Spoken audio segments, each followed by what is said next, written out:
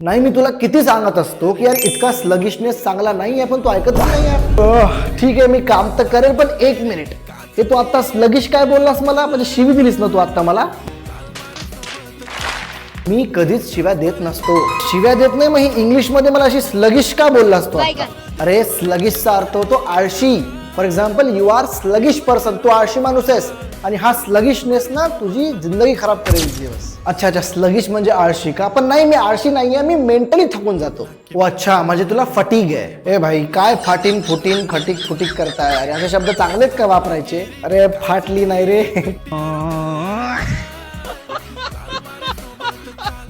फटीकचा अर्थ होतो एखाद्या गोष्टीपासून मेंटली थकून जाणं.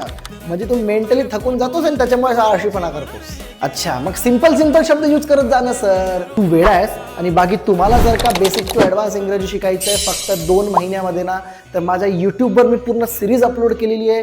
बायोमध्ये लिंक आहे, जा बघा. आणि लाईव्ह इंटरॅक्टिव्ह सेशन अटेंड करायचे असतील तुम्हाला, प्रत्येक महाराष्ट्राच्या माणसांना केलेच पाहिजे, तर लगेच दिलेल्या नंबरवर कॉन्टॅक्ट करा आणि चॅनलला लाईक शेअर सबस्क्राईब सुद्धा करा. थँक्यू.